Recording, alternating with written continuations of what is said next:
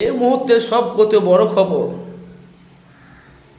ভাই, আপনারা জানেন, সোশ্যাল মিডিয়া আপনারা জানেন, অথচ আপনারা 2026 বিধানসভা ভোট বাংলার মানুষ জানে যে নওশাদ সিদ্দিকী 2021 যে নওশাদ সিদ্দিকীকে যে ভোটে জিতিয়েছে ভাঙড়ের গ্রামবাসীরা, আবার কিন্তু 2026 বিধানসভা ভোট কিছু বিরোধী দল বেরিয়েছে আইএসএফ দলটাকে জট সমেত উপরে ফেলার চেষ্টা করছে, যেহেতু সামনে বিধানসভা ভোট।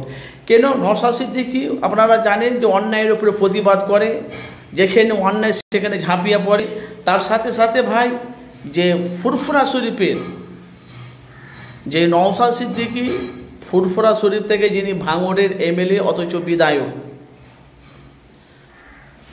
সেই নওশাদ সিদ্দিকীকে কিছু বিরোধী দল ওনাকে অনেক চেষ্টা করছে যে আইএসএফ দলটা যেন বাংলাতে না থাকে। আর আইএসএফ নওশাদ সিদ্দিকী একটা সিট পেয়েছে বলে কিছু বিরোধী দল থরথর করে কাঁপছে, নওশাদ সিদ্দিকী যেন মুখ্যমন্ত্রী না হয়ে যায়।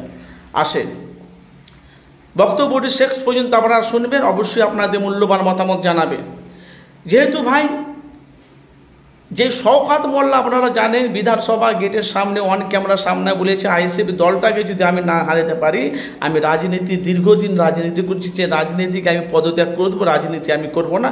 ওটা বিধানসভা ভোট যখন গণনা হবে আইএসএফ দলটাকে যদি না হারাতে পারি। তার সাথে সাথে যে কম বেশি 12 লক্ষ মানুষ আছে পশ্চিম বাংলায়, তো এমন কেউ নাই তো আইএসএফ দলটাকে কেউ চেনে না। আর ওনার ভাই বাংলার ব্যান্ড আব্বাস সিদ্দিকী ভাইজান আপনারা জানেন। তো শওকত মোল্লা মানে প্রতিবাদ মঞ্চে প্রতিবাদ সভাতে উনি বলছে যে নওশাদ সিদ্দিকী নিজের ভাঙড়ে উনি যে ভাঙড়ের এমএলএ বিধায়ক নওশাদ সিদ্দিকী, যার বাড়ি ফুরফুরা শরীফ, ফুরফুরা শরীফে জিততে পারে না, ফুরফুরা পরিবেশকে মানে পরিবেশ ঠিকভাবে করতে পারে না।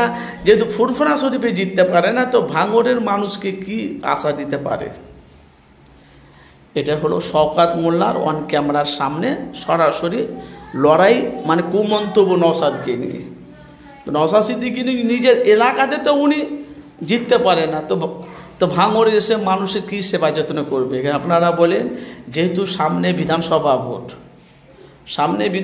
ভোট, তার সাথে সাথে যে নওশাদ সিদ্দিকী লক্ষ লক্ষ মানুষের কাছে এতটা ভালোবাসা, এতটা মহব্বত, যেহেতু আইএসএফ দলটা ভাই বলা বলি কথা, নওশাদ সিদ্দিকীর মতন ওরকম ব্যান্ড বাংলার এমএলএ বিধায়ক কমই আছে।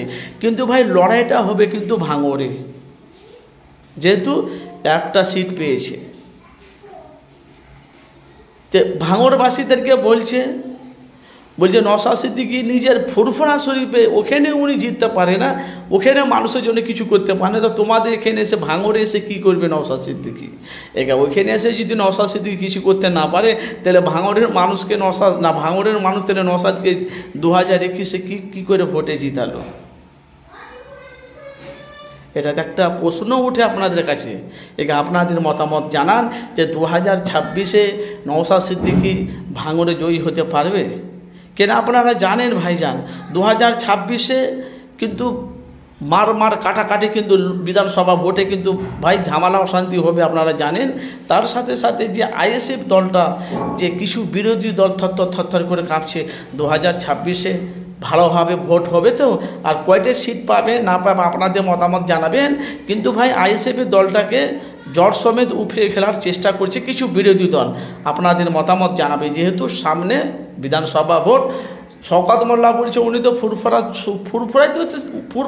অত যদি দম থাকে তো ফুরফুরাতে লড়ুক না, জাঙ্গিপাড়া তরফ থেকে অনেক আলোচনা অনেক কিছু হচ্ছে ভাই, সোশ্যাল মিডিয়া দেখতে পাচ্ছি।